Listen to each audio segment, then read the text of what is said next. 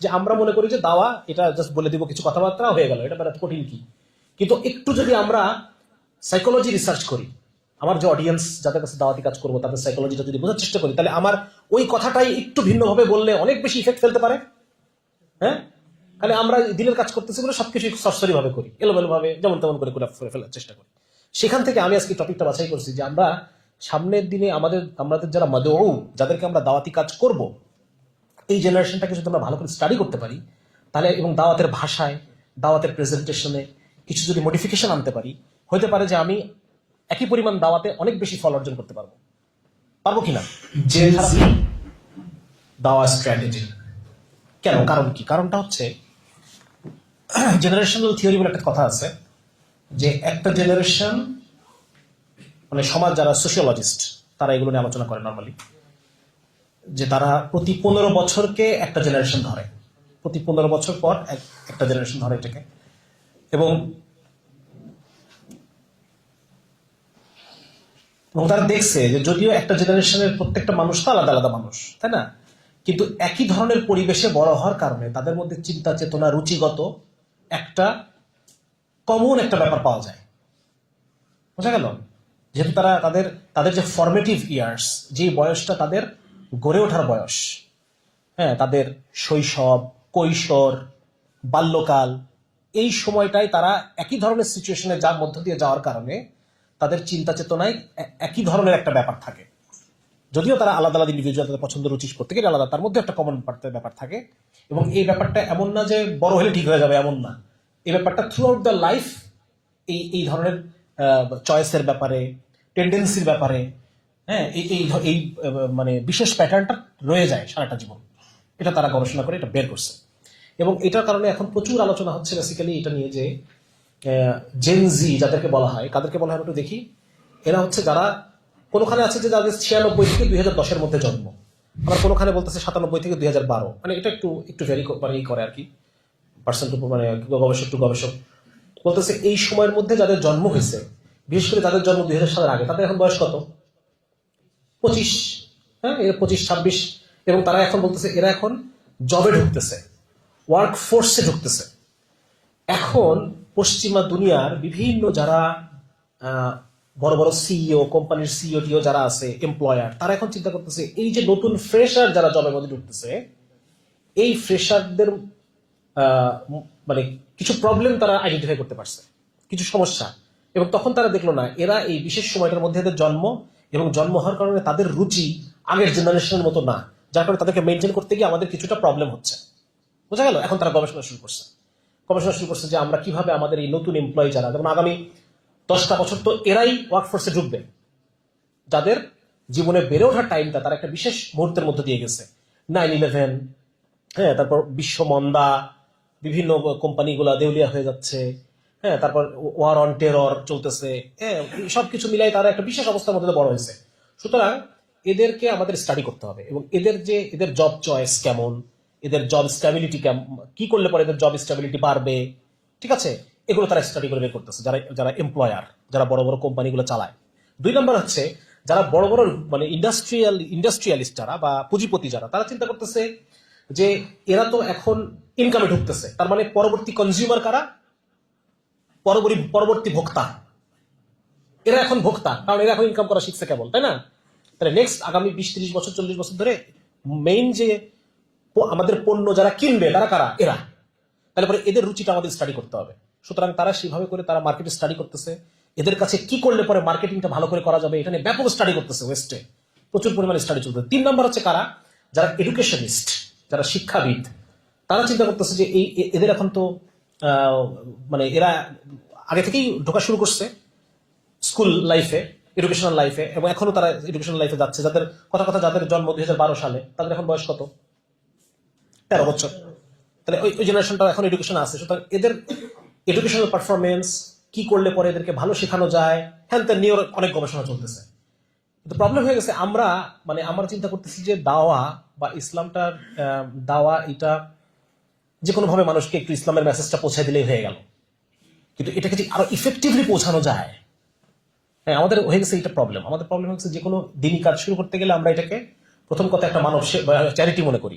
আল্লাহর দিনের জন্য করতেছি, শুরুতেই আমার সিরিয়াসনেস অর্ধেক চলে যায় ওখানে। আপনি যখন কোনো কিছু মানে দিনের কাজ করতেছি, ফ্রি করতেছি, এটা যখন চিন্তা করবেন দুটো প্রবলেম হবে। এক নম্বর হচ্ছে আপনি এটা যথেষ্ট মান সম্পন্ন করতে পারবেন না, আর দুই নম্বর হচ্ছে এই মান যদি আপনি শুরু করেনও, এই মান আপনি লম্বা সময় বজায় রাখতে পারবেন না। এই কারণে প্রত্যেকটা বিষয়কে আমি খুব উৎসাহ দিই যে আপনি ইসলামের যে কোনো এন্ডেভার করেন, এটাকে প্রফিটেবল করেন, এটাকে প্রফিটেবল করেন। বিজনেস তো খারাপ কিছু না। কেউ যদি বলে ভাই ধর্ম নিয়ে ব্যবসা শুরু করছে, ব্যবসা কি খারাপ কিছু? ব্যবসা করা যাবে না? কোরআন কোরআন ছাপাই বেচতে পারবো না? তসবি বিক্রি করতে পারবো না? টুপি বিক্রি করতে পারবো না?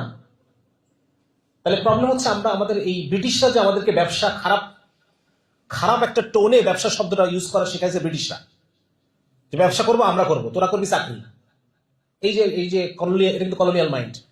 সুতরাং আমাদের বিজনেস মাইন্ড ডেভেলপ করতে হবে, ওদের ওইসব চিন্তা ভাবনা বাদ দিয়ে, ঠিক আছে না? এটা তো যেটা বলতেছিলাম যে আমরা মনে করি যে দাওয়া এটা জাস্ট বলে দিব কিছু কথাবার্তা হয়ে গেল, এটা মানে কঠিন কি। কিন্তু একটু যদি আমরা সাইকোলজি রিসার্চ করি, আমার যে অডিয়েন্স যাদের কাছে দাওয়াতি কাজ করবো তাদের সাইকোলজিটা যদি বোঝার চেষ্টা করি, তাহলে আমার ওই কথাটাই একটু ভিন্নভাবে বললে অনেক বেশি ইফেক্ট ফেলতে পারে। হ্যাঁ, তাহলে আমরা দিনের কাজ করতেছি বলে সবকিছু সরাসরি ভাবে করি, এলোমেলো ভাবে যেমন তেমন করে ফেলার চেষ্টা করি। সেখান থেকে আমি আজকে টপিকটা বাছাই করছি যে আমরা সামনের দিনে আমাদের যারা মাদউ, যাদেরকে আমরা দাওয়াতি কাজ করব, এই জেনারেশনটাকে যদি আমরা ভালো করে স্টাডি করতে পারি তাহলে, এবং দাওয়াতের ভাষায়, দাওয়াতের প্রেজেন্টেশনে কিছু যদি মডিফিকেশন আনতে পারি, হতে পারে যে আমি একই পরিমাণ দাওয়াতে অনেক বেশি ফল অর্জন করতে পারবো কিনা। সারা পৃথিবী স্টাডি করতেছে, আর আমি যদি এখনো দাওয়াত বলতে সেই 1920 সালের তবলিগি বুঝি, 1920 সালের মন মেজাজ রুচি আর এখনকার মন মেজাজ রুচি এক হবে? মোটিভেশন আনার দরকার আছে না নাই? এটা বুঝতে হবে আমাদের ফার্স্টলি। তাহলে আমরা একটু দেখি যে তারা এই জেনজি জেনারেশনটা কারা, যারা 1996, আমরা 97 ধরতেছি, 1997 থেকে 2012 এই সময়ের মধ্যে যাদের জন্ম, তাদেরকে আমরা জেনজি বলতেছি। হ্যাঁ, জেনজি বলতেছি। এবং এদেরকে আরো কিছু নামে ডাকা হয়। তার মধ্যে একটা হচ্ছে ডিজিটাল নেটিভস। ডিজিটাল নেটিভ মানে তারা এই যে সময়ে যারা জন্মগ্রহণ করছে, এই টাইমে কিন্তু এই বিভিন্ন ডিভাইসগুলো আসা শুরু করছে। হ্যাঁ, ইন্টারনেট আসা শুরু করছে, তাই না? এদের মধ্যে একটা মেজরিটি পোর্শন তাদের ফরমেটিভ ইয়ার্সে, যে সময়টা তাদের সবকিছু বোঝার বয়স, সেই সময় তারা ইন্টারনেট হাতে পেয়ে গেছে, তারা ডিভাইস হাতে পাচ্ছে, তাই না? এরপরের জেনারেশনটাকে বলা হয় জেন আলফা। এটা আমরা পরবর্তীতে আসবো। এরপরের জেনারেশন আরো অ্যাডভান্স, তারা ছোটবেলায় খাইতে খাইতে মোবাইল দেখা শুরু করছে। তাদের বাপ মারা তাদেরকে খাইতে বসায় মোবাইল দেখায়, হ্যাঁ, তাদেরকে ঠান্ডা রাখার জন্য মোবাইল দেখায়। আরো অ্যাডভান্স এই জেনজির চাইতে। ঠিক আছে, আমরা আলোচনা আসবে ইনশাল্লাহ পরের দিকে। আচ্ছা, তো জেনজির বিহেভিয়ার, তারা এটা, এবং আরেকটা জিনিস, Gen Zers will make up a quarter of the population. Asia Pacific রিজনে, এই যে আমাদের এই এলাকায় 1/4 জেনজি হয়ে যাবে 2025-এর মধ্যে। ওদের প্রিডিকশন ছিল, এখন 25 হয়ে গেছে। তার মানে 1/4 জেনজি মানে বুঝতেছেন তো কি বিপুল পরিমাণ পপুলেশন এতটুকু সময় মধ্যে জন্মগ্রহণ করছে, এই পরিমাণ মানুষ জেনজি। সুতরাং আমাদের এটা খুব ভালোভাবে শিখতে হবে। বিভিন্ন জেনারেশনের নামগুলো এখানে আছে, কোন সময় থেকে কোন সময়ের মধ্যে জন্মগ্রহণ করলে তাদেরকে কি বলা হয়, হ্যাঁ, এগুলো কিন্তু আছে। জেনজির আগেরটা হচ্ছে আমরা হচ্ছে মিলেনিয়ালস। আমাদের চিন্তা চেতনা একরকম। আমাদের বাপরা হচ্ছে বেবি বুমার্স, তাদের চিন্তা চেতনাগুলো আরেক রকম। এটা আমরা কম্পারেটিভ আমরা আলোচনা করবো ইনশাল্লাহ। দেখি, বেবি বুমার্স যারা, দ্বিতীয় বিশ্বযুদ্ধের পরে যাদের জন্ম, তাদেরকে বলা হয় বেবি বুমার্স। সে সময় প্রচুর মানুষের জন্ম হয়, জন্মহার বেড়ে যায়, বুম, বেবি বুম, মানে অনেক বেশি বেবি জন্মগ্রহণ করছে, এই জন্য ওদেরকে বলা হয় বেবি বুমার্স। ঠিক আছে, তখন কেবল টিভি আসছে বাংলা পৃথিবীতে, টিভি আসছে কেবল, রক অ্যান্ড রোল, তখন আমেরিকা এবং রাশিয়ার মধ্যে কোল্ড ওয়ার, হ্যাঁ, এবং মানে ডেসিমাল কারেন্সি। আচ্ছা, এইগুলা মিলে তাদের শৈশবের টাইমটাকে ডেভেলপ করছে, তাদের চিন্তা চেতনাকে ডেভেলপ করছে। বুঝা গেল? 2 নম্বর হচ্ছে বলা হয় জেন এক্স, যারা এর পরবর্তী জেনারেশন, যারা আমাদের ছোট চাচা বা ছোট মামাদের জেনারেশন, তাদের সময় পার্সোনাল কম্পিউটার আসছে, হ্যাঁ, তখন সিঙ্গেল প্যারেন্ট ফ্যামিলি এগুলো তখন চলে আসছে, বিভিন্ন কোম্পানিগুলো ডাউন সাইজ হয়েছে। তো ওই বয়সটা তারা দেখছে, ওগুলো দেখে দেখে তারা বড় হয়েছে। জেন ওয়াই যেটা, জেন ওয়াই হচ্ছে আমরা, হ্যাঁ, আমাদের সময় কেবল ডিশ এন্টেনা আসছে সেই সময়, মনে আছে কিনা? আমাদের বয়সী যারা, কেবল ডিশ এন্টেনা আসছে, সাদা কালো টিভি দেখছি আমরা, হ্যাঁ, কেবল রঙিন টেলিভিশন আসছে, ডিশ এন্টেনা আসছে। তারপর ওই সময় 9/11 হয়ে গেল, তখন আমাদের বয়স হচ্ছে 6-7 পড়ি আমরা। 9/11 বিশাল বড় টেরর শুরু হয়ে গেল, গ্লোবালাইজেশন, হ্যাঁ, তখন আলোচনা চলতেছে, এনভায়রনমেন্ট নিয়ে সচেতনতা চলতেছে, বাংলাদেশে তখন গার্মেন্ট সেক্টর কেবল উত্থান ঘটতেছে। এগুলো আমরা ছোটবেলা দেখে বড় হয়েছি। সো এটার একটা প্রভাব আমাদের চিন্তা চেতনার মধ্যে রয়ে গেছে। আর জেন জি যেটা, তারা ওইরকম অনেক কিছু দেখতেছে, অনেক কিছু দেখে দেখে তারা বড় হচ্ছে। এই ইন্টারনেটের এত দোয়ার খুলে গেছে, ইন্টারনেটের সোশ্যাল মিডিয়া দেখে তারা বড় হচ্ছে, তাই না? এর মধ্যে 2বার 2010 সালে মন্দা হয়েছে একটা বিরাট, ব্যাপক ডাউন সাইজিং হয়েছে, এরকম একটা অভাবের মধ্যেও তারা কেউ কেউ বেড়ে উঠছে। তো এই সবকিছু মিলায়ে একটা জেনারেশনের চিন্তা চেতনাকে শেপ করে। ঠিক আছে, এই হচ্ছে জেনারেশনাল থিওরি। এইটা থিওরিটা প্রথম প্রপোজ করেন সমাজবিজ্ঞানের জনক বলা হয়, পশ্চিমা সমাজবিজ্ঞানের জনক অগাস্ট কোট। উনি এটাকে প্রথমে এটা বলেন এবং উনি বলতেছেন যে generational change is the engine behind the social change. তার মানে আপনি যদি সোশ্যাল চেঞ্জ আনতে চান, আপনাকে এই জেনারেশনের চেঞ্জটাকে ধরতে হবে। ঠিক আছে, এটা কিন্তু খুব গুরুত্বপূর্ণ জিনিস। হাসিনা মনে করছে 2001 সালে আমি যেভাবে দমন করছি 2025 সালে 24 সালে তাই করব। জেনারেশনের এই চেঞ্জ ঘটে গেছে, এটাকে সে বুঝতে পারেনি। ঠিক আছে, এটা কিন্তু একটা গুরুত্বপূর্ণ পয়েন্ট আমাদের, যে এই চেঞ্জটা আমরা যারা দাওয়াতি কাজ করি, আমরা যদি এই চেঞ্জটাকে ধরতে পারি, আইডেন্টিফাই করতে পারি, মানে এই জেনজিকেই ইসলামের সৈনিকে পরিণত করা সম্ভব নাকি? সম্ভব না যদি আমরা চেঞ্জটা ধরতে পারি, ঠিক না? আচ্ছা, 2 নম্বর হচ্ছে ওরা বলতেছেন যে স্পেসিফিক মেজর স্কেল ইভেন্টস, বড় বড় ঘটনা যেগুলো ঘটে যায় পৃথিবীতে, এইগুলা তাদের চিন্তা চেতনাকে শেপ করে। তারা বলতেছে যে অনেকে বলে যে এটা তো আপনি এক ধরনের মানে জেনারেলাইজেশন করতেছেন, সবকিছুকে সমান মনে করতেছেন, কিন্তু না, সমান মনে করে মার্কেট রিসার্চ এভাবেই করে। মার্কেট রিসার্চ একটা টার্গেট এজ গ্রুপকে নিয়ে মার্কেট রিসার্চ করা হয়, সুতরাং এটা খুব স্বাভাবিক বিষয়, এটা কোনো বিষয় না।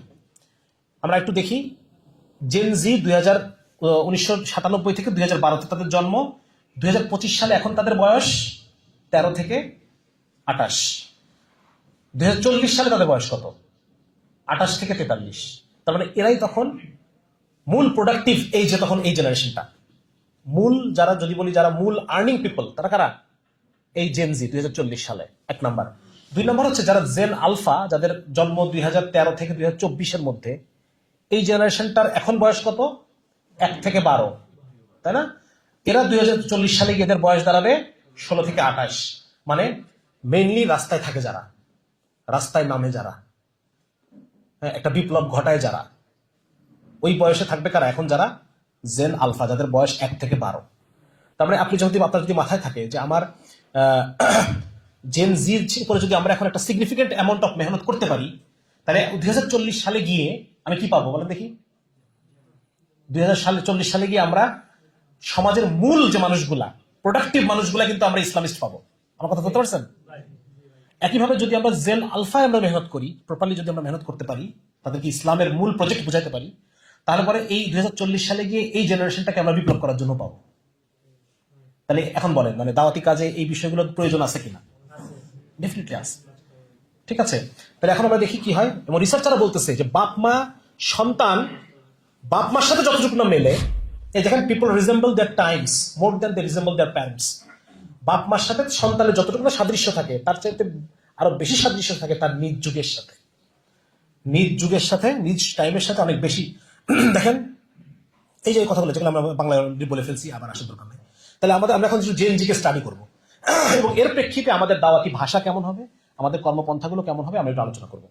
ওনার 5টা মূল ট্রেট, আমি এই রিসার্চটা নিয়েছি একটা অস্ট্রেলিয়ান রিসার্চার ম্যাককিন্ডল, ওনারা রিসার্চই করে জেনারেশনগুলোকে নিয়ে, ওনার ওই রিসার্চ পেপারটা থেকে আমি আলোচনাগুলো নিয়ে আসছি। উনি বলতেছেন 5টা মূল বৈশিষ্ট্য আছে এই জেএনজি। 1 নম্বর হচ্ছে তারা ডিজিটাল, তারা গ্লোবাল, তারা মোবাইল, তারা সোশ্যাল, এবং তারা গ্লোবাল 2বার লিখছে কেন? ভিজুয়াল, একটা হবে ভিজুয়াল, এটা ভুল লিখছে। হ্যাঁ, ডিজিটাল, তারা গ্লোবাল, তারা মোবাইল। মোবাইল মানে হচ্ছে তারা দ্রুত শিফটিং করে, এক জায়গা থেকে আরেক জায়গায় ছুটে বেড়ায়, চাকরিতে স্থির না, মন মগজি স্থির না, শিফট করে, চাকরি সুইচ করে বারবার, এই জন্য মোবাইল বলছে আর কি। 4 নম্বর হচ্ছে সোশ্যাল, এবং 5 নম্বর হচ্ছে ভিজুয়াল। এটা আমরা একটা একটা করে ধরবো। দেখেন, 1 নম্বর হচ্ছে তারা ডিজিটাল। ডিজিটাল মানে বর্তমানে যে ডিজিটাল যুগ, এই যুগ বেশ কিছু ব্যারিয়ারকে ভেঙে দিছে। কিছু ব্যারিয়ার যেগুলো সেপারেট ছিল একসময়, এগুলোকে ভেঙে ফেলছে। তার মধ্যে কি? একটা private and personal barrier. Personal time বলে কোনো টাইম নাই। আপনি যদি কর্পোরেট জবে যান, আপনাকে একটা ফোন দিয়ে দিবে, অফিসিয়াল ফোন, যে কোনো সময় আপনাকে রিসিভ করতে হবে ফোন। পার্সোনাল বলে কোনো কাহিনী নাই এখানে। সুতরাং পার্সোনাল প্রাইভেট এই ব্যারিয়ারটাকে ভেঙে দিছে। 2 নম্বর হচ্ছে আরো কিছু ব্যারিয়ার আছে, work and social, study and environment. এই যে দেখেন, ওয়ার্ক অ্যান্ড সোশ্যাল, এর মধ্যে কোনো ব্যারিয়ার নাই। 2 নম্বর হচ্ছে study and environment, entertainment. Study এবং এন্টারটেইনমেন্টকে মিশাই ফেলছে। হ্যাঁ, মানে এন্টারটেইনমেন্ট দিয়ে স্টাডি করা দিচ্ছে অনেক সময়, ঠিক না? এরকম কিছু বিষয় আছে। তারপর private and public, private and public, এটার মধ্যে কার ব্যারিয়ার উঠে গেছে, কারণ এখন যে কোনো কিছু মানে পাবলিক হয়ে গেছে সবকিছু। মানুষের প্রাইভেট বলে কিছু আছে নাকি? আর সবকিছু পাবলিক হয়ে গেছে। তো এই যে ব্যারিয়ারগুলো ভেঙে গেছে, তাহলে আমাদের আরেকটা ব্যারিয়ার আছে আমাদের, সেটা হচ্ছে রিলিজিয়াস অ্যান্ড সেকুলার।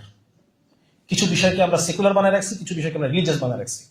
তাহলে যেহেতু ডিজিটালাইজেশনের কারণে এই ব্যারিয়ারগুলো ভেঙে গেছে, ডিজিটালাইজেশনের মাধ্যমে আমরা এই ব্যারিয়ারটা ভাঙতে পারি কিনা আমাদের চিন্তা করতে হবে। আমরা যদি ইসলামের ফুল প্রজেক্ট মানুষকে বোঝাতে পারি যে কেন আপনার যে রিলিজিয়াস বিলিফ এইটা সবখানে প্রভাব ফেলে, এবং ইসলাম কিভাবে আপনার অন্যান্য সেকুলার সিদ্ধান্তগুলোকে প্রভাবিত করতে পারে, সুন্দরভাবে প্রভাবিত করতে পারে। হ্যাঁ, ইসলাম কিভাবে, যদি আপনি সেকুলার আইন ইউজ না করে ইসলামিক আইন ইউজ করেন, তাহলে এটা কিভাবে আপনাকে বেনিফিট পৌঁছাবে। শিক্ষা ব্যবস্থাটাকে সেকুলার না রেখে যদি ইসলামিক করে ফেলতে পারেন আপনি, এটার কি কি বেনিফিট আছে। সমাজে আত্মহত্যার হার কমে যাবে, বাচ্চাদের মধ্যে ডিপ্রেশন কমে যাবে, বাচ্চাদের মধ্যে এই যে কি বলে উগ্রতা, বাপমার সাথে খারাপ ব্যবহার, এগুলো এখন খুব কমন না, এই জিনিসগুলো কমে যাবে। সুতরাং সেকুলার এডুকেশন আপনাকে যে পরিমাণ বেনিফিট দিচ্ছে, তার চেয়ে ইসলাম সেকুলার রিলিজিয়াস এটা ভেদাভেদটাকে ভেঙে ফেললে আপনি আরো বেশি ধর্মের যে শক্তি এটাকে ইউজ করতে পারবেন, ধর্মের শক্তিকে আপনি ব্যবহার করতে পারবেন। এরকম বিভিন্ন আলোচনা এখানে চলতেছে, বর্ডারলেস ওয়ার্ল্ড, হ্যান্তার ইত্যাদি ইত্যাদি। আরেকটা জিনিস হচ্ছে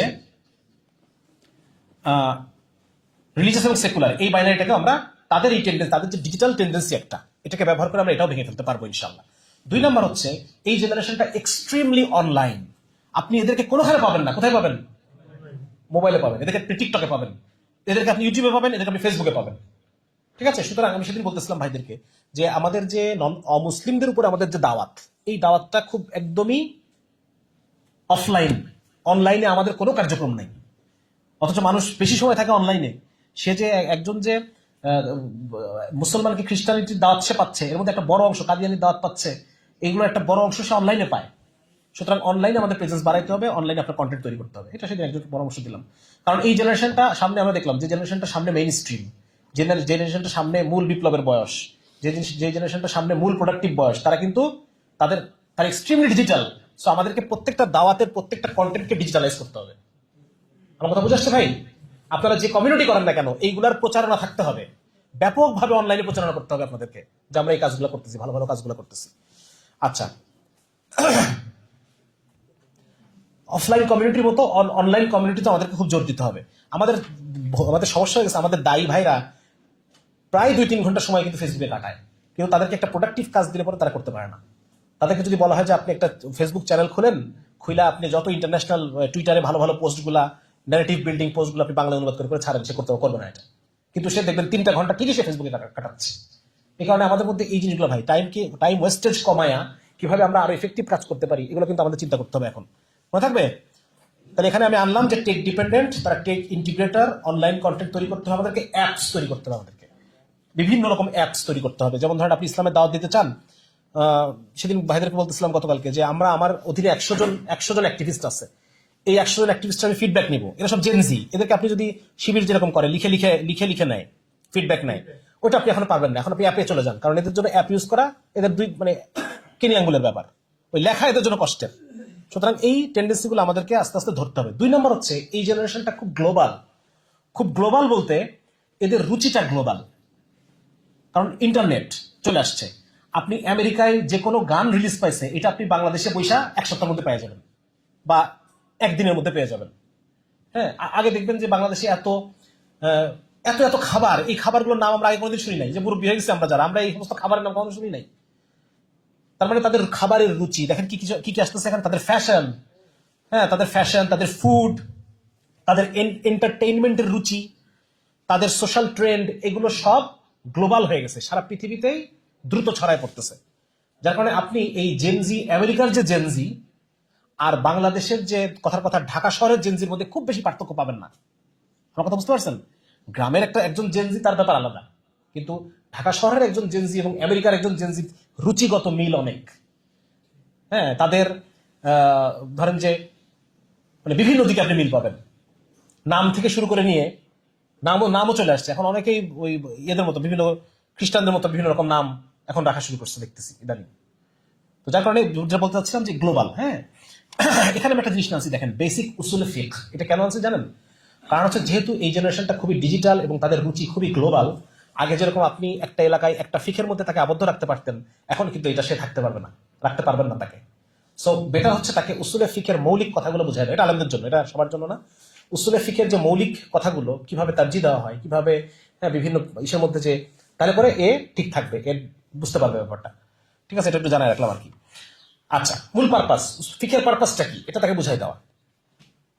আচ্ছা, এই দেখেন, influenced by the same movies, একই মুভি আমেরিকার ছেলেও দেখতেছে, বাংলাদেশের ছেলেও দেখতেছে, এবং তাদের রুচি একই। নায়ক একটা পোশাক পরছে, ওই পোশাকটা আমেরিকার ছেলেটাও দেখতেছে, বাংলাদেশের ছেলেটাও দেখতেছে, এবং সে ওইভাবে তার রুচিটা ডেভেলপ করতেছে। হ্যাঁ, ফ্যাশন, ফুড, ভোকাবুলারি। ইংরেজি যে একটা একটা সিনেমার মধ্যে যে গালগুলা দিল, এই গালগুলা কিন্তু এখন আমাদের ছেলেরা দিচ্ছে কিন্তু, ঠিক আছে না? এই ব্রো, হোয়াটসঅ্যাপ, এই ব্রো ট্রো, এগুলো তো ওখান থেকে চলে আসছে, ইনস্ট্যান্ট শব্দগুলো চলে আসছে। আচ্ছা, তাহলে আমরা একটা জিনিস বুঝলাম যে তারা গ্লোবাল, এবং গ্লোবাল হওয়ার কারণে তাদের মধ্যে ডিজিটাল ডিস্ট্রাকশন, এটা আমরা আলোচনা করবো, তাদের মেন্টাল কি কি প্রবলেম আছে, এগুলোর মানসিক সমস্যা তৈরি করে কিছু, এগুলো আমরা পরে আলোচনা করবো।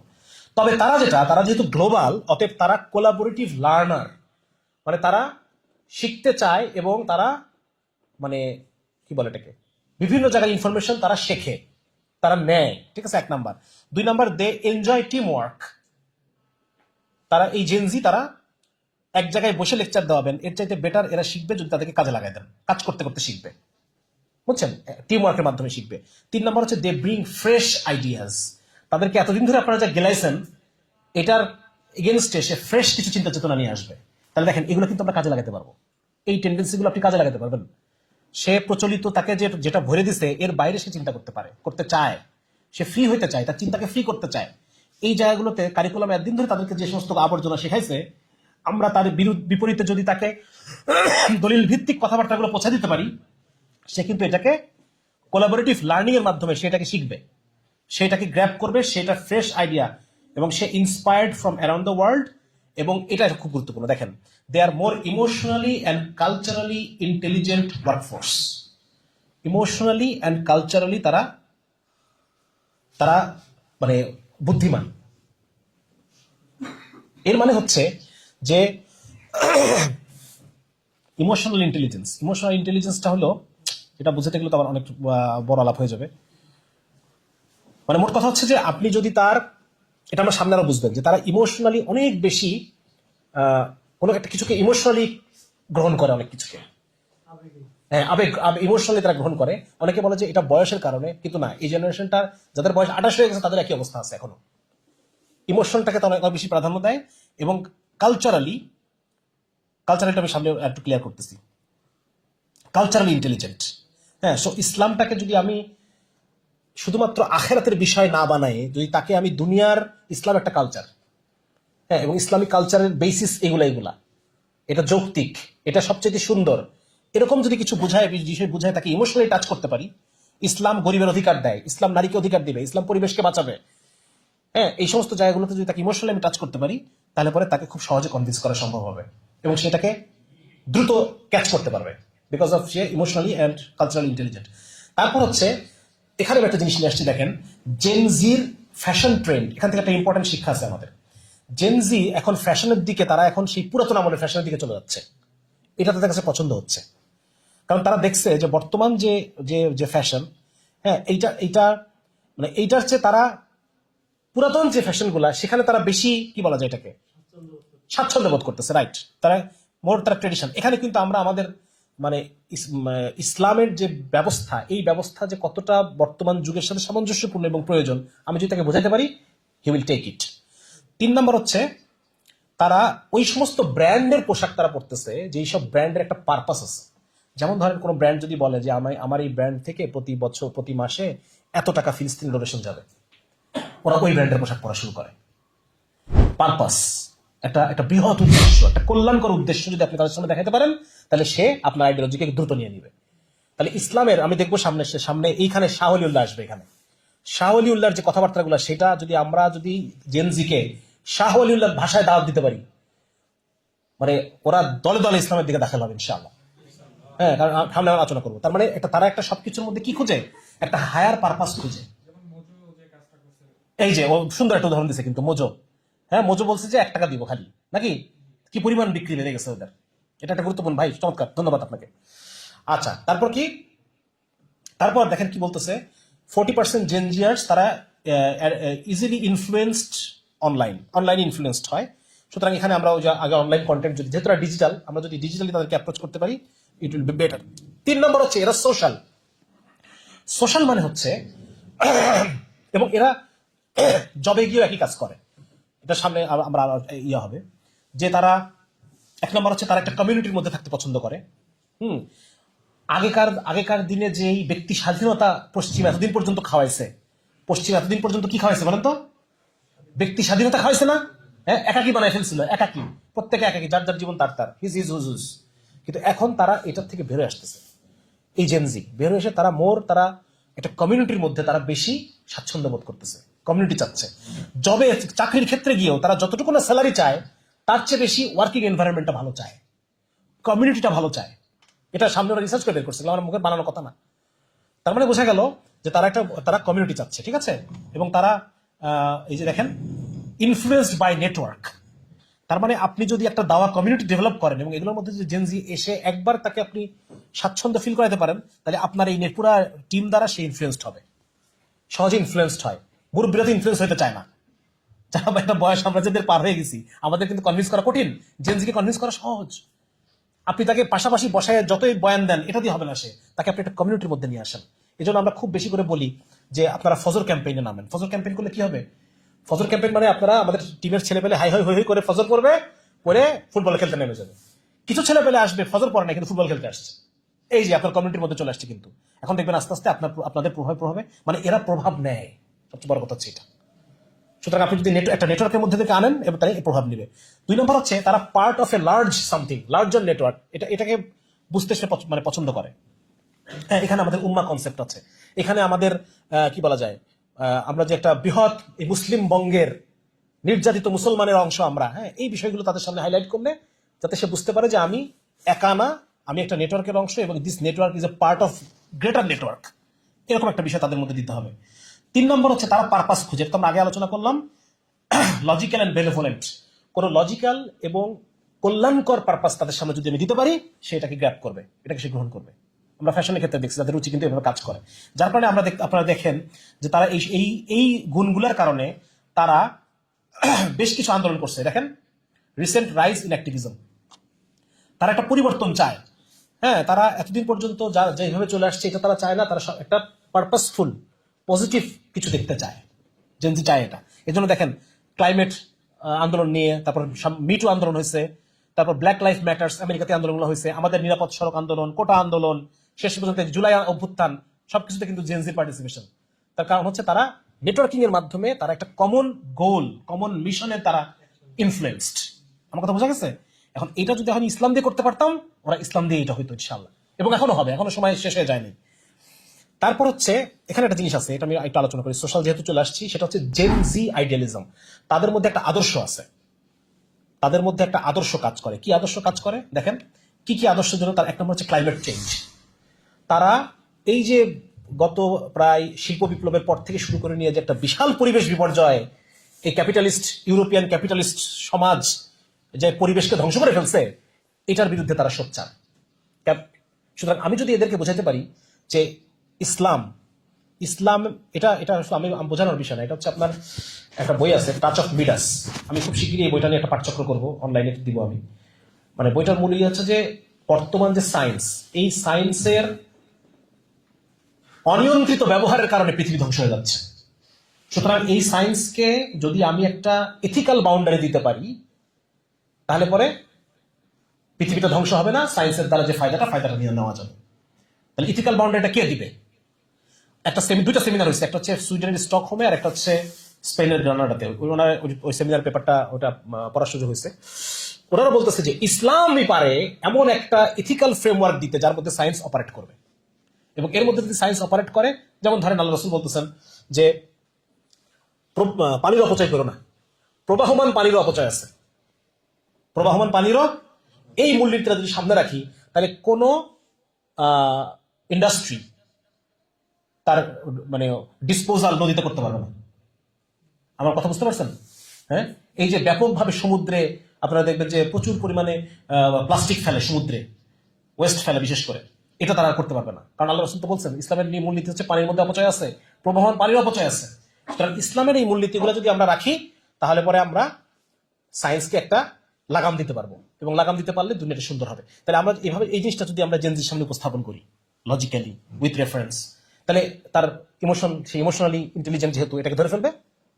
ঠিক না? তারপর দেখি আরো কি, তারা গ্রেটার ইকুইটি ফর অল, তারা বলতে চাচ্ছে সবার জন্য সমান একটা অধিকার। আমরা যদি তাদেরকে দেখাতে পারি যে পুরা দুনিয়াতে সবার টার্গেট হচ্ছে মুসলমান, মুসলমানকে মেরে কেটে শেষ করে ফেলতেছে, সুতরাং কোথায় তোমার ইকুইটি? তারপরে এটাও তাদেরকে মোটিভেট করবে, এটাও তাদেরকে একটা দিবে। মুসলিম এবং থার্ড ওয়ার্ল্ড তারা ভিকটিম, এই বিষয়টা তাদেরকে বুঝাতে হবে। 3 নাম্বার হচ্ছে পারপাস এন্ড অ্যাকাউন্টেবিলিটি, তারা একটা উদ্দেশ্য চায়, যে একটা বৃহৎ কোনো কল্যাণকর উদ্দেশ্য অথবা জবাবদিহিতা চায়। আমরা এটা দেখাবো যে ইসলামী যে শাসন ব্যবস্থা সেটা কিভাবে জবাবদিহিতা, সমস্ত কিছুকে জবাবদিহিতার আওতায় নিয়ে আসে। আর সেকুলার ব্যবস্থা স্বাধীনতার পর থেকে এখন পর্যন্ত আমলাদেরকে মনিটর করার জন্য একটা ন্যায়পাল এখন পর্যন্ত দিতে পারে নাই। আমলাদের মনিটর করার জন্য কি দেয়? ন্যায়পাল এই আমলারাই করতে দেয় না, প্রশাসন ক্যাডার করতে দেয় না, করলে তো ওদের ধরে ফেলবে, এটা তো বাটে পড়ে যাবে। তাহলে আমরা বুঝতে পারলাম যে তারা এটা চায়। সুতরাং আমরা দেখাবো যে ইসলামী শাসন ব্যবস্থা কিভাবে ইনসাফ এবং কল্যাণ প্রতিষ্ঠা করে, ইসলামী অর্থ ব্যবস্থা কিভাবে ইনসাফ এবং কল্যাণ প্রতিষ্ঠা করে। সারা পৃথিবী বলতেছে যে গরিবের সম্পদে ধনীর অধিকার আছে। নাম কি এটার? গরিবের সম্পদে ধনীর অধিকার, সুদ। সারা ওয়ার্ল্ডের ক্যাপিটালিস্ট সিস্টেম চলতেছে এভাবে, আর ইসলাম বলে নো, ধনীর সম্পদে গরিবের অধিকার আছে। এই যে কল্যাণকর ইসলামের অর্থ ব্যবস্থা, ইসলামের রাষ্ট্র ব্যবস্থা, ইসলামের বিচার ব্যবস্থা, ইসলামের আইন, এই প্রত্যেকটা জিনিসের যে একটা গ্রেটার পারপাস, কল্যাণকর একটা লক্ষ্য আছে, এই বিষয়গুলো তাদেরকে আমাদের বুঝাইতে হবে। ঠিক আছে? আচ্ছা, তারপরে কি এটার জন্য আমি আমি আলোচনা করবো সামনে আরো। 3 নাম্বার তারা বলতেছে ডাইভার্সিটি, ইকুইটি, ইনক্লুশন। এটা যদিও একটা খারাপ অর্থ আছে, তারা ওই যে সমকামিতা টমিতা ইনক্লুসিভে ঢোকানোর চেষ্টা করে, বাট আমরা এখানে তাদেরকে বুঝাবো যে ডাইভার্সিটি, ইকুইটি, এটার দ্বারা ন্যাশনালিজমের নামে, জাতীয়তাবাদের নামে মুসলিম উম্মাকে যে ভাগ করে ফেলা হয়েছে, ছোট ছোট টুকরা করে ফেলা হয়েছে, হ্যাঁ, এবং বিভিন্ন জায়গায় জায়গায় দাগ দিয়ে দিয়ে দেশগুলোকে ছোট ছোট করে এমন ভাবে তাদেরকে সম্পদকে শোষণ করা হচ্ছে, এই জুলুম থেকে বাঁচতে হলে আমাদেরকে একটা গ্রেটার ইউনিটি, উম্মা কনসেপ্টটা তাদের সামনে আমরা দিতে পারি। তাদের মধ্যে তাহলে এই ডাইভার্সিটি এবং এই বিষয়গুলো তারা এটা কিন্তু অন্যভাবে ফিল করাতে পারি। এই ডাইভার্সিটি কিন্তু ওরা ইউজ করে কিন্তু সমকামিতা ঢোকানোর জন্য, ট্রান্সজেন্ডার ঢোকানোর জন্য। আমরা এটাকে একটু ভিন্নভাবে দিব, এবং সমকামিতা ট্রান্সজেন্ডারকে আমরা ক্ষতিকারক হিসেবে, ক্ষতিকারক পারপাস হিসেবে তাদের সামনে উপস্থাপন করবো। বোঝা গেল? তাহলে পরে তারা একটা মেসেজ দিবে। তারা আপনার আরো বলতেছে Gen Z is more sensitive two injustice, তারা একটা সেফ এবং ফেয়ার দুনিয়া তারা চায়, তারা ইনজাস্টিস। তাহলে আমরা এখন দেখাবো যে কিভাবে সেকুলার আইন, সেকুলার বিচার ব্যবস্থা ক্রিয়েটস ইনজাস্টিস। ঠিক কিনা? সেই যে আসিয়াকে ধর্ষণ করে মেরে ফেলছিল মাগুরাতে, তার বিচার হয়েছে আজকেও? 180 দিনে না হওয়ার কথা ছিল। কে বড় বড় কথা বললো, কই বিচার? আমার এলাকার মধ্যে আমার বাপ সেদিন বলতেছে যে আমাদের এলাকায় গত 10 বছর যতগুলো মার্ডার কেস হয়েছে, এলাকাবাসী তো জানে কে মার্ডার করছে, আদালতে প্রমাণ হয় না, এলাকাবাসী জানে না? এলাকাবাসী তো জানে। আব্বা বলতেছে যে একজনের ফাঁসি হয়নি, সবাই জামিনে বের হয়ে গেছে। তাহলে বলেন, যদি এই 10 বছরে যত খুন হয়েছে সবাই জামিনে বের হয়, যদি আমার সামনে এই দৃষ্টান্ত থাকে, তাহলে খুনি আরো তৈরি হবে না কমবে? তাহলে বর্তমান সেকুলার বিচার ব্যবস্থা, বিচারিক প্রক্রিয়া, এটা এই জিনিসগুলো আমাদেরকে বুঝাবো যে তুমি যে জাস্টিস খুঁজতেছো এটা ইসলামের মধ্যে আছে, ওইখানে নাই। তারপর কি দেখেন, এই আপনারা লক্ষ্য করবেন যে ওই আফগানিস্তানে একটা স্টেডিয়ামে মামলাটা হচ্ছে একই পরিবারের 15 জনকে গুলি করে মারছে 7 জন, একই পরিবারের 15 জনকে। তাহলে বিচারে যখন প্রমাণ হয়ে যাওয়ার পরে কি করলো, ওই পরিবারের একজনই মেম্বার বেঁচে ছিল, 13 বছর বয়স, ওই 13 বছরের বালকের হাতে রাইফেল দিয়ে দিছে, ওই 7 জনকে ওই 13 বছরের বাচ্চা গুলি করে মারছে। এবং এই ভিডিওটা মানে পুরা টুইটারে সারা, এবং অ্যাপ্রিসিয়েট করছে অধিকাংশ মানুষ, ইউরোপ আমেরিকার যারা মানুষ অ্যাপ্রিসিয়েট করছে, কারণ তারা জাস্টিস চায়, এজেন্সি। বুঝতে পারছে ব্যাপারটা? কেউ কেউ যারা আমাদের সুশীল টুশীল যেগুলো আছে, এরা বলার চেষ্টা করছে যে এটা কি করলো, এটা মানবাধিকার লঙ্ঘন, এই সেই। তাহলে ওই 7 জন যেটা করছে, 15 জনকে হত্যা করছে, এটা মানবাধিকার লঙ্ঘন হয় নাই, বরং এটাই বরাবর হয়েছে নাকি? এই শাস্তিটা কি হয়েছে? বরাবর শাস্তি হয়েছে, এবং এই কারণে জেনজি এটাকে অ্যাপ্রিসিয়েট করছে। সুতরাং আমাদের এটা মাথায় রাখতে হবে, ঠিক আছে না? আমরা ইসলামটাকে, এই দেখেন, Islam offers the purpose you are searching for. Islam offers the purpose. Gen Z কি করতে চায়? তারা deeply engage with the world future, ভবিষ্যৎ পৃথিবী কি হবে। সুতরাং এই জায়গায় কিন্তু আমরা, হ্যাঁ, ইসলামের বিজয়ে তো বিশ্ব কি পাবে, নাকি ইসলামের বিজয়ে বিশ্ব কি পাবে, হ্যাঁ, এই বিষয়টা আমরা তাদের সাথে ডিসকাস করবো, তাদেরকে বোঝানোর চেষ্টা করতে পারি। তারপর কি দেখেন আরো, they want to be in the driver seat, তারা একটা সময় পর তারা চালকের আসনে আসীন হতে চায়, হ্যাঁ। সুতরাং তাদের মধ্যে ওই টেন্ডেন্সি, তাদের লিড দেওয়ার টেন্ডেন্সি আছে। সুতরাং এই জেনারেশনটা কেন আমাদের টার্গেট করতে হবে? কেন আমাদেরকে এই জেনারেশন টার্গেট করতে হবে? Because they will be the leaders in future. ঠিক আছে? 4 নম্বর হচ্ছে এই জেনারেশনটা হচ্ছে মোবাইল মানে তারা খুব সুইচ করে, তারা মুভিং হোমস ফাস্টার, ঘর পরিবর্তন করে বারবার, জব পরিবর্তন করে বারবার, সুইচ করে বারবার। তারা বলতেছে যে today's school liver is expected to have 18 jobs across 6 carriers, মানে 6টা ভিন্ন ভিন্ন ফিল্ডে সে 18টা পর্যন্ত সে জব সুইচ করবে। এরা এটা তারা এক্সপেক্ট করতেছে যে একজন স্কুল থেকে হাই স্কুল যে পাশ করে বের হলো, এই ছেলেটা কমপক্ষে 6টা ফিল্ডে, 6টা ফিল্ডে 18টা ক্যারিয়ার করবে সে সারা লাইফে। এরকম একটা এই তারা করছে। তার মানে এখান থেকে আমরা যেটা নিতে পারি সেটা হচ্ছে তারা Gen Z is looking for opportunities and options that will enhance their lifestyles, not just their bank accounts. তার মানে আমরা এটুকু আইডিয়া করতে পারি যে Gen Z is less capitalistic. তাদের বেতন খুব বেশি, মানে অনেক বেশি বেতন হইতে হবে, আমি মাটি কামড়ে পড়ে থাকবো, এরকম না। বরং তাকে যদি আমি একটা কমফোর্ট দিতে পারি, তাহলে পরে সে এখানে থাকবে। তাকে যদি তার মতো স্বাচ্ছন্দ্য দিতে পারি, সে থাকবে, মানে বেতন কোনো ম্যাটার না তার কাছে। লেস ক্যাপিটালিস্টিক, এই জায়গায় কিন্তু আমরা তাদের কাছে কাজ করতে পারবো। ঠিক আছে, টাকা পয়সার পরোয়া তারা অত করে না আগের জেনারেশনগুলোর মতো। আরেকটা কি, লেস ক্যাপিটালিস্টিক মানে সে মোর আইডিয়ালিস্টিক, তার মধ্যে আদর্শ বেশি। যেমন আমরা দেখি যে একটা জেনারেশন গেছে, তারা এই সরকারি চাকরিতে ঢুকবো, একবারে রিটায়ার হয়ে বেরোবো, পেনশন পাবো, যে কোনো চাকরিতে ঢুকে তার একটা স্থায়িত্ব সে খুঁজতে চায়, একটা নিরাপত্তার ইয়েতে। কিন্তু জেনজি এরকম না, তার ভালো না লাগলে সে ছেড়ে দেবে। সুতরাং এই জায়গাটাতেও আমরা তাদেরকে কি করতে পারবো, তাদেরকে প্রচলিত যে ক্যাপিটালিস্টিক মাইন্ডসেট, এখান থেকে তাকে আমরা বের করে এনে তাকে আমরা আদর্শের সন্ধান দিতে পারবো। ইসলামের কাছে কি আছে? ইসলামের কাছে সেই আদর্শ আছে, সেই পারপাস আছে, যেটা আমি তাকে অফার করতে পারি। বোঝা গেল? এবার এখানে একটা বিষয় আছে, এই যে তারা এত চাকরি সুইচ করতেছে, এর পিছনে কি কারণ? এর পিছনে কারণ হচ্ছে জেন জি মূলত হতাশ। তারা যে বয়সটায় বড় হয়েছে, ওই বয়সটায় এত হতাশাজনক ঘটনা তারা দেখছে, তাদের আউট অফ ডেসপেয়ার, পেসিমিস্টিক হয়ে গেছে তারা। এবং এই যে জেনজির যে এত বিভিন্ন, আমরা দেখি বিভিন্ন আন্দোলনে তারা পার্টিসিপেট করতেছে, এটার পিছনে এই হতাশার একটা একটা একটা প্রভাব আছে। এবং এই হতাশাটা বিপ্লবের জন্য প্রয়োজন। কি জন্য প্রয়োজন? সন্তুষ্ট মানুষ দিয়ে কি বিপ্লব করতে পারবেন? যে সন্তুষ্ট, ঠিক আছে, এভরিথিং ইজ ভেরি ফাইন, পারবেন না। তাহলে এটা কিন্তু একটা ভালো একটা জিনিস যে এই জেনারেশনটার মধ্যে কি আছে, বিভিন্ন বিষয় নিয়ে তাদের মাইন্ডসেটের মধ্যে, ডিপ ইন দ্য মাইন্ডসেট, তাদের মধ্যে কিছু হতাশা কাজ করে কিছু বিষয় নিয়ে। যেমন ধরেন, তারা আশা করে না যে তারা মানে ফিনান্সিয়াল সিকিউরিটি আমাদের বাপদের মতো যে পেনশন পাবো, এই থাকবো, এটা তারা আশা করে না।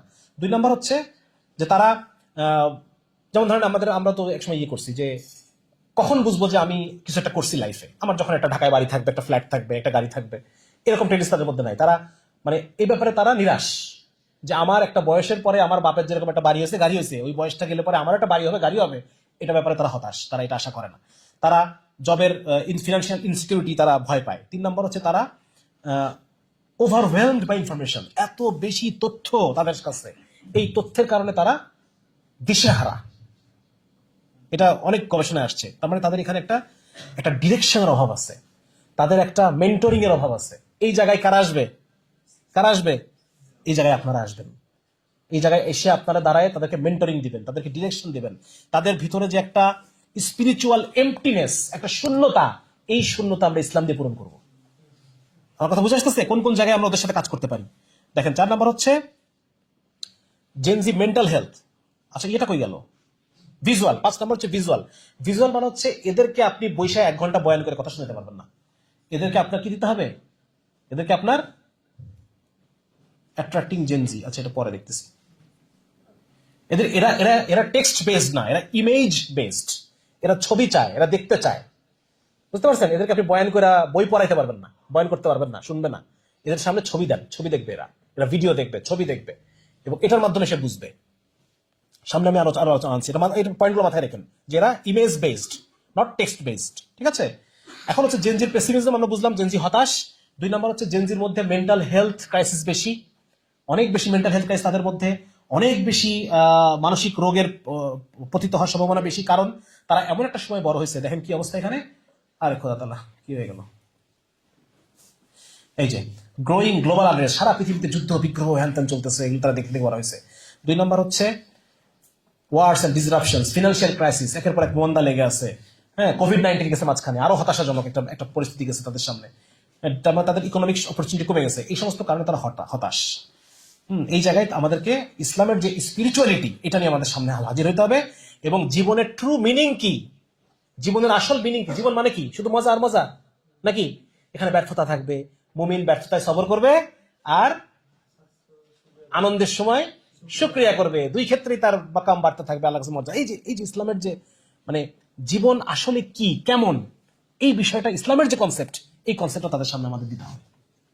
হ্যাঁ, তাহলে পরে তারা এটাকে মানে তাদের এখন যে মেন্টাল হেলথ এবং নৈরাশ্যবাদ, এই জায়গায় এটা হচ্ছে তারা আমাদের আদর্শ শিকার। সত্যি কথা বলতে গেলে তারা আমাদের ইসলামের আদর্শ শিকার। হ্যাঁ, এটা একটা বই আছে, বইটা জোনাথন হাইট নামে একজন প্রফেসর, ওনার লেখা বই দ্য অ্যাংশাস জেনারেশন। এটা উনি লিখছেন জেনজিকে নিয়ে। অ্যাংশাস জেনারেশন বলতেছেন যে 2000 সালের পর থেকে সোশ্যাল মিডিয়া রাইজ হয়েছে, আর উন্নত বিশ্বের কিশোর কিশোরীদের মধ্যে আত্মহত্যার প্রবণতা বাড়তেছে। এই দেখেন, কিশোরীদের আত্মহত্যার প্রবণতা কত পার্সেন্ট বাড়ছে? আরে বাপরে বাপ! মেয়েদের মাঝে 188% বাড়ছে, নিজেকে কাইটা কুইটা হাসপাতালে যাচ্ছে। উদ্বেগ বাড়ছে 134%, ডিপ্রেশন 106%, ছেলেদের ডিপ্রেশন বাড়ছে 161%।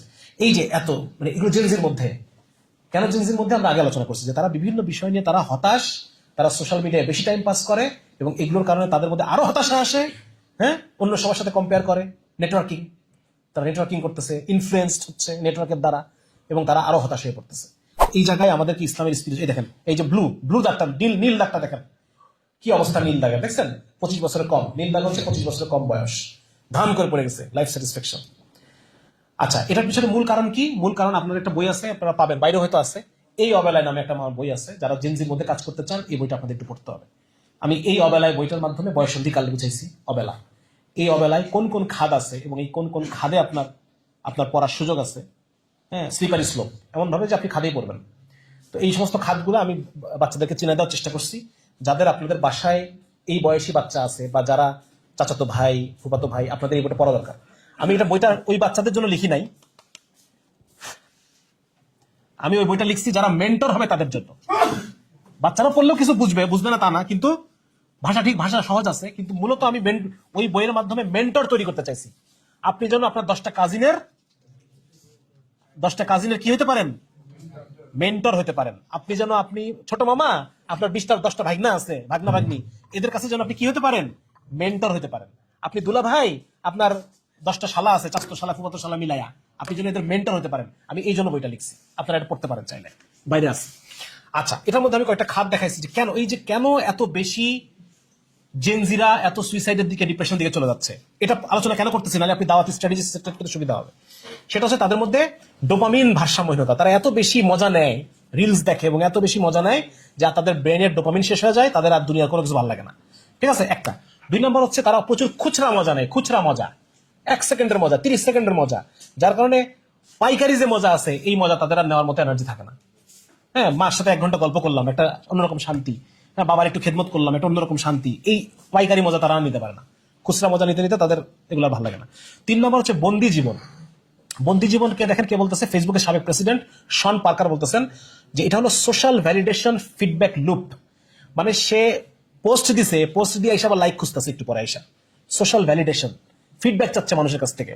হ্যাঁ, নিজের ছবি দেয়, বাচ্চার ছবি দেয়, এ দেয়, ও দেয়, তা দেয়, ওই আগুনের মধ্যে বসে ছবি দেয়, লাইক পাওয়ার জন্য, ভ্যালিডেশন পাওয়ার জন্য, মানুষের কাছে অ্যাপ্রিসিয়েশন পাওয়ার জন্য। এই লুপের মধ্যে এই ছেলেরা ঢুকে যাচ্ছে। 4 নম্বর হচ্ছে একাকিত্ব তৈরি। আমি যখন ফোন নিয়ে দেখতেছি, আমার মা আসতেছে, বাপ আসতেছে, আমার বোন আসতেছে, কারোর সাথে আমি কথা বলতেছি না, আলটিমেটলি আমি একা হয়ে পড়তেছি, একাকিত্ব, আরো ডিপ্রেশনে চলে যাচ্ছে। 5 নাম্বার হচ্ছে অতৃপ্ত করে তুলতেছে। আমার 5টা ফ্রেন্ড কে কোথায় কি করতেছে, গার্লফ্রেন্ডের ছবি দিচ্ছে, ও হতাশ হয়ে যাচ্ছে যে আমি মনে অ্যাট্রাকটিভ না। হ্যাঁ, বা কোনো মেয়ে মনে করতেছে আমি মনে দেখতে সুন্দরী না। এই যে অবস্থা, মানে সে তার নিজেকে সে অতৃপ্ত, নিজেকে নিয়ে সে কি হয়ে গেছে? অতৃপ্ত হয়ে গেছে। আর 6 নাম্বার হচ্ছে অনেক বেশি যখন স্ক্রিন টাইম হবে, এই স্ক্রিনের যে ব্লু রে আমাদের মাথার মধ্যে ঢুকে আমার মাথাকে, ব্রেনের কিছু বিষয় এলোমেলো করে দেয়, যার কারণে তখনও আমার মধ্যে ডিপ্রেশন, অ্যাংজাইটি এগুলো ডেভেলপ করতে পারে। তাহলে এই কয়েকটা কারণে এই জেনজির মধ্যে এই প্রবলেমগুলো তৈরি হচ্ছে। এবং এইটার দেখেন, এই প্রবলেমগুলো কে তৈরি করতেছে? এই ক্যাপিটালিজম। তারা জেনজিকে জম্বি বানায় ফেলছে। কারণ জেনজি যত এই বিভিন্ন জিনিস কনজিউম করবে, তত লাভ কার? যতক্ষণ ও ইন্টারনেটে আছে, লাভ কার? বলেন না কেন? ক্লিকে টাকা, নাকি কিসে টাকা? আমি টেক অত ভালো বুঝি না। প্রতি ক্লিকে টাকা। হ্যাঁ, যত বেশি ভিউ তত বেশি টাকা, নাকি এরকম বিষয় আছে? তো যার কারণে এই দেখেন, মানে যারা ক্যাপিটালিস্টিক সোসাইটি, তাদের কাছে এই ছেলেগুলো নষ্ট হয়ে গেল, মরে গেল, আত্মহত্যা করলো, কিচ্ছু যায় আসে না। এর খালি দরকার টাকা। ওকে আটকায় রেখে দিয়েছে ফেসবুকের মধ্যে। ফেসবুকের ব্লু হোয়াইট কালার এইভাবে গবেষণা করে তৈরি করা, যেন মানুষ ওখানে আটকায় থাকে। বুঝতে পারছেন? এটা উপরে টানলে যায় কেন, নিচে টানলে যায় না কেন? মানে জিনিসটা উপরে সহজে। নেক্সট ভিডিও কিভাবে দেখেন আপনি? নিচের থেকে উপরে টানতে হবে আপনার। এটা সহজ, এটা কঠিন, এটা গবেষণা করে বের করছে ওরা। এমন ভাবে রাখছে যেন একটা ছেলে রিলস দেখা শুরু করলে 2 ঘন্টা আগে বেরোতে না পারে, আর 1 ঘন্টা আগে বেরোতে না পারে। হতাশ হয়ে যাক, কিচ্ছু যায় আসে না, তাদের দরকার টাকা। বুঝতে পারছেন? এই বিষয়গুলো জেনজিকে বোঝাতে হবে। 2 নম্বর হচ্ছে ক্যাপিটালিস্টিক যে কালচার, এটা সম্পর্কে তাদের মনের মধ্যে ঘৃণা তৈরি করতে হবে। কনজিউমারিস্ট যে কালচার, কনজিউমারিজম, হ্যাঁ, বেশি ভোগ করো, যত বেশি ভোগ করবে তত বেশি ডিপ্রেশনে চলে যাবে। তারপর হচ্ছে এই দুনিয়ার কোনো কিছু, কোনো লক্ষ্য নাই, উদ্দেশ্য নাই। এই যে পশ্চিমা যে একটা চিন্তা, এখান থেকে ওদেরকে বের করে আনতে হবে। ওদেরকে বলতে হবে সবকিছু একটা বৃহত্তর উদ্দেশ্য আছে। তারপরে স্পিরিচুয়ালিটি, মিনিমালিজম, হ্যাঁ, তুমি এত ইনফরমেশন দেখো না, এত পেজ লাইক করো না, তোমার যে কটা 2টা 4টা লাগে এগুলো অল্প, সবকিছু অল্প অল্প করো, অল্প অল্প ড্রেস কিনো, এতক্ষণ শপিং দারাজের মধ্যে ঢুকিয়া দেখতেছে দেখতেছে দেখতেছে কি আছে না আছে, এগুলো দেখো না, দেখলে পরে ডিপ্রেশনে চলে যাবা। তুমি মিনিমালিজম ফলো করো, ঠিক আছে, এবং রুটিন লাইফ ফলো করো, রুটিন লাইফ। এই বিষয়গুলো আমরা তাদেরকে শেয়ার করবো, ঠিক আছে। এইটা, এরা হচ্ছে ভিজুয়াল। ভিজুয়াল মানে হচ্ছে তাদের অ্যাটেনশন স্প্যান খুব কম, তারা লম্বা জিনিসে অ্যাটেনশন রাখতে পারে না, তাদের ছোট ছোট জিনিস লাগবে। আমরা যে লম্বা লম্বা ভিডিও বানাবো, এগুলো এদের কাজ হবে না। ছোট, আপনি স্ক্রিপ্ট করবেন 1 মিনিটের, 30 সেকেন্ডের স্ক্রিপ্ট করে। আমি অনেক মানুষের এই পরামর্শ দিচ্ছি, কেউ আমার কথা শুনে নাই। আসে কয় ভাই ইউটিউব চ্যানেল খুলবো, আমি কই ভাই রে, ইউটিউব চ্যানেল খুলবা, পডকাস্ট খুলবা, তুমি এগুলো করো না। তুমি যেটা করবা, বড় বয়ান থেকে ছোট ছোট কাটলে পরে পুরো আলোচনাটা আসে না। তুমি একটা কাজ করো, 1 মিনিটেরই তুমি স্ক্রিপ্ট বানাও, বানায় 1 মিনিটের ভিডিও করবা, এগুলো দাও, 30 সেকেন্ড, 1 মিনিট, 2 মিনিট, এর বেশি না। এই আমার কথা কেউ শুনে না, তাহলে এটা করতে হবে, বুঝা গেল? এরকম ছোট ছোট ছোট ছোট ভিডিও এগুলা দিতে হবে, ইমেজ অ্যান্ড টেক্সট।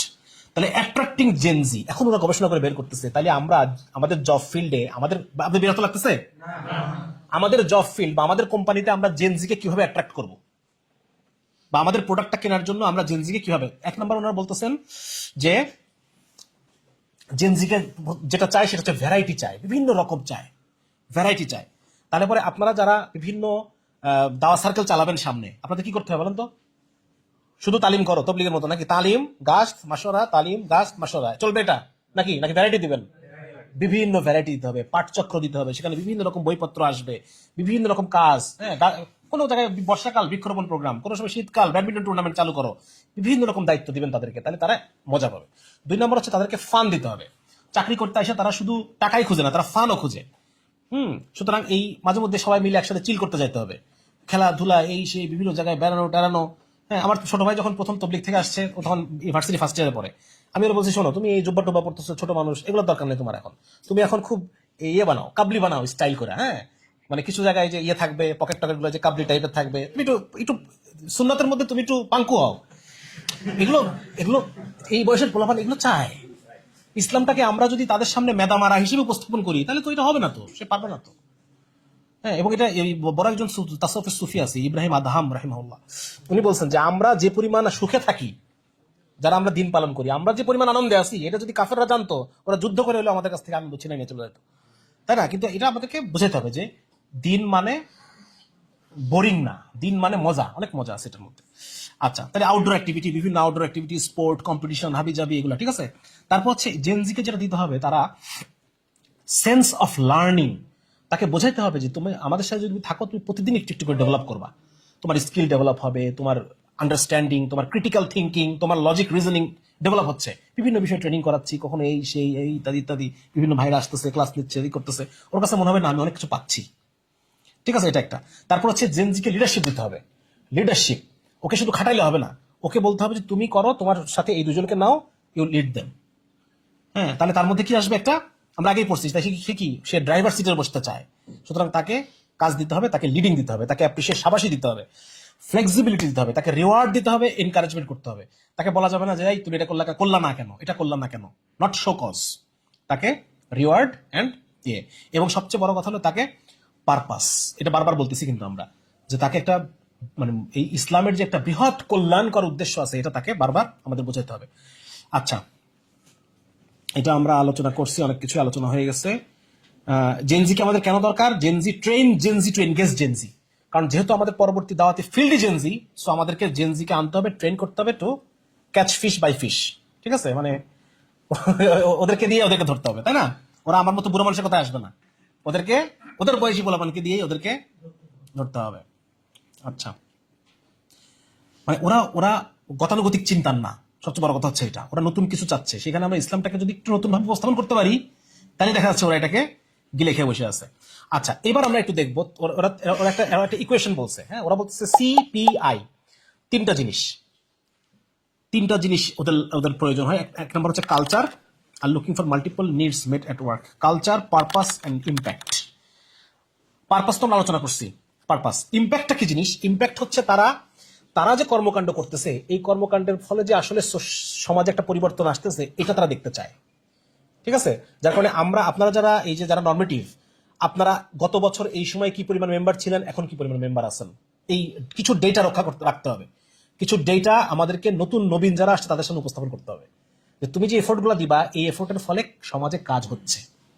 হ্যাঁ, মানে আগে আমাদের এই কাজগুলো ছিল, সামনে আমরা এই প্ল্যান করতেছি, দেখো এই প্ল্যানগুলো আমরা এক্সিকিউট করছি, এত মানুষ উপকৃত হয়েছে, আমরা বৃক্ষরোপণ করছি, আমরা ত্রাণ দিছি, আমরা এই করছি সেই করছি, গ্রেটার পারপাস। হ্যাঁ, সুতরাং তুমি এখানে আসো, তোমার you will find your life fruitful. তুমি একটা ফ্রুটফুল জীবন পাবা, তুমি তোমার জীবনে একটা অর্থ খুঁজে পাবা, ও আসবে। ঠিক আছে? এই বিষয়গুলো আলোচনা, অ্যাওয়ার্ড অ্যান্ড রিওয়ার্ড, এগুলো আলোচনা করে ফেলছি। Having an impact, make a difference. তারা একটা different, they want to make a difference, তারা একটা পজিটিভ চেঞ্জ আনতে চায় সমাজের মধ্যে। আচ্ছা, এটা আসছে যে তারা একাকিত্ব, এগুলো আছে, আমরা আলোচনা করছি। তার মানে তারা একটা পরিচয় চায়, তারা একটা জায়গা চায় দম ফেলার, যেখানে সে শান্তি পাবে এসে। এটা তৈরি করা যাবে না ইনশাল্লাহ? হ্যাঁ, আপনি একটু মাথা কাটাবেন। ঠিক আছে? আল্লাহ কবুল করুক। ঠিক আছে, তারপর হলো এগুলো একটু আপনারা পড়ে নিন, এখানে খুব বেশি আলোচনা নাই এইখানে। এখন আমি একটা জিনিস বলি, আমাদের ওই ভাইরা তো পোস্টে দিয়ে দিচ্ছে যে ক্যারিয়ার নিয়ে আলোচনা করব। জেনজি, আমরা একটা জিনিস এতক্ষণ পর্যন্ত বুঝলাম যে সামনের 15 বছর আমাদের মূল টার্গেট পিপল হচ্ছে জেনজি। এই জেনজির কাছে আমাদের প্রোডাক্ট মার্কেটিং করতে হবে। প্রোডাক্ট কি? ইসলাম। এখন প্রোডাক্টটা কি আপনি মানে খোলা দিবেন নাকি র্যাপিং পেপার দিয়ে মুড়াই দিবেন? হ্যাঁ, এইটা এখন আমাদের ঠিক করতে হবে, আমরা কিভাবে দিতে চাই। এটা কি আপনি তাকে ওইভাবেই খাওয়াবেন, নাকি একটু চকলেটের মতো বাইরে চকলেট মকলেট দিয়ে খাওয়াবেন? ওষুধ কি ওইভাবে খাওয়াবেন না চকলেট দিয়ে খাওয়াবেন? এটা এখন আমাদের বিষয়। তো যারা দায়ী তাদের জন্য কিছু আইডিয়াল ক্যারিয়ার আমি বের করছি, যদি আপনারা জেনজির উপর কাজ করতে চান। 1 নম্বর ক্যারিয়ার হচ্ছে টিচিং ক্যারিয়ার। হ্যাঁ, আর ধরেন যে যারা বিশেষ শিক্ষা ক্যাডারে যেতে পারেন, শিক্ষা ক্যাডারে যান। যদি শিক্ষা ক্যাডারে না যান, তাহলে হাই স্কুলের টিচার হন, হাই স্কুলের প্রধান শিক্ষক বা হাই স্কুলের সহকারী শিক্ষক হন, বা সেটা যদি না পারেন প্রাইমারি স্কুলের হেডমাস্টার পরীক্ষা প্রাইমারি স্কুলের টিচার হন। ধরেন একজনের যোগ্যতা অনেক আছে, কিন্তু সেটা না করে ব্যাংক জব ছেড়ে দিয়ে সে প্রাইমারি স্কুল টিচার হলো আল্লাহর জন্য। এটা কি আল্লাহ দিবে না দিবে না? আল্লাহ দিবে, আল্লাহ দিবে। ঠিক আছে? তারপর যারা কোনোখানেই করতে পারতেছেন, যারা ইউনিভার্সিটি টিচার হওয়ার সুযোগ আছে, ইউনিভার্সিটি টিচার হওয়ার চেষ্টা করেন, নিজের সাবজেক্টটা খুব ভালো করে সিজি ভালো রেখে ইউনিভার্সিটি টিচার হন। আর হচ্ছে যারা কোনোখানেই কোনো কিছু মানে করতেছেন না, তারা কোচিং এর টিচার হন। বলেন তো কেন বললাম এটা কি কারণে বললাম?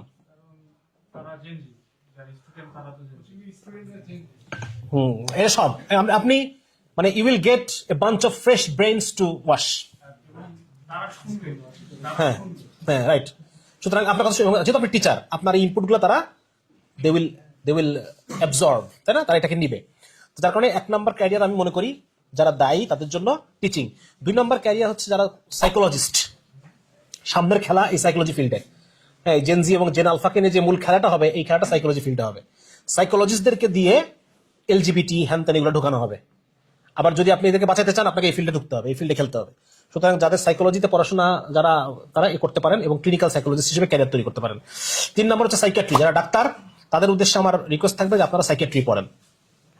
যদি আপনারা জেনজির মধ্যে কাজ করতে চান, সাইকিয়াট্রি পড়েন। আর 4 নম্বর হচ্ছে business, be a businessman. Business মানে যদি আপনি শুধু মনে করেন যে দোকানদার, তাহলে কিন্তু হলো না। অনেক বিজনেস আছে, কোনো দোকান নাই, ফোনে বিজনেস হচ্ছে, কোনো দোকান টোকান নাই। সুতরাং বি এ বিজনেসম্যান হওয়াটা এটার একটা শেখার বিষয়। এটা আমি শুরু করলাম আর হয়ে গেল, এটা হবে না। এটা শিখতে হয়, এটা ব্যবসায়ীর সাথে থেকে শিখতে হয়।